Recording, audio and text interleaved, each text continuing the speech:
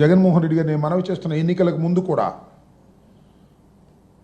ఏ రోజున కూడా తాను చేయలేనటువంటి అంశాలను చేసేటటువంటి ప్రయత్నం చేసేటటువంటి కార్యక్రమమే చేయలేదు. మీరు గుర్తుపెట్టుకోండి.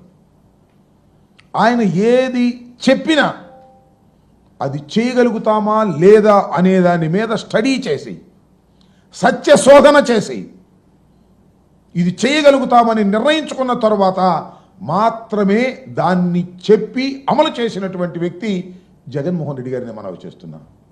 అందుకని మేనిఫెస్టోలో ఇచ్చినటువంటి 99% వాగ్దానాలను నెరవేర్చుకొని మేము ఎన్నికల్లోకి వెళ్ళాం. అఫ్కోర్స్ ఓటమి పాలయ్యాం, అది వేరే అంశం.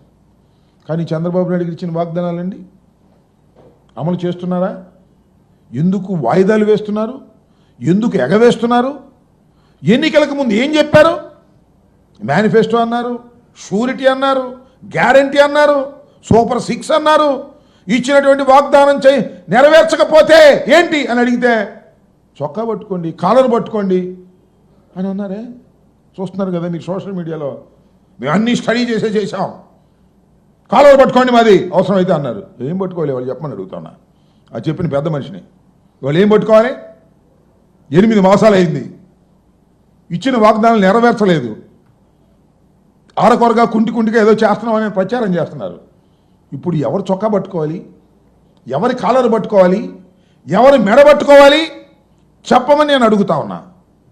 జగన్మోహన్ రెడ్డి గారు వివరంగా సుదీర్ఘంగా మీరు చేసేటటువంటి తప్పుడు ప్రచారాలని, మీరు బుకాయించే బుకాయింపులని వివరంగా జగన్మోహన్ రెడ్డి గారు నిన్న సుదీర్ఘంగా చెబితే ఒక్కడ సమాధానం చెప్పడు. ఊరిని చెలరమొరలుగా మాట్లాడే ప్రయత్నం, ఆయన మంత్రులు నాయకులు కారు కోతలు గుయ్యటం, పిచ్చిగా మాట్లాడటం, ఈ ప్రయత్నాలు చేస్తున్నారు తప్ప వాస్తవాలు చెప్పేటటువంటి ప్రయత్నం చేయటం వల్ల, జగన్మోహన్ రెడ్డి గారు అడిగినటువంటి ప్రశ్నలకు సమాధానం చెప్పడం వల్ల నేను మనవి చేస్తున్నా. జగన్మోహన్ రెడ్డి గారి ప్రభుత్వం ఓడిపోయిన తర్వాత సుమారుగా జగన్మోహన్ రెడ్డి గారు 10 నుంచి 11 సార్లు మీడియా ముందుకొచ్చి మీడియా ముఖంగా ప్రజలకి తెలియచేసేటటువంటి విషయాలను తెలియచేశారు. ప్రస్తుత ప్రభుత్వాన్ని సూటిగా కొన్ని ప్రశ్నలు కూడా అడిగారు. ఒక్క ప్రయత్నం కూడా, ఒక్క ప్రశ్నకు సమాధానం కూడా చెప్పాలి చంద్రబాబు నాయుడు గారు లేదా కూటమి ప్రభుత్వం.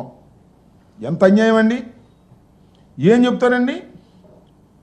జగన్మోహన్ రెడ్డి గారి టైంలో 14 లక్షల కోట్ల రూపాయలు అప్పు చేశాడన్నారు. చివరకు చూస్తే మళ్ళీ ఆయనే 6 లక్షల కోట్లని బడ్జెట్లో పెట్టాడు.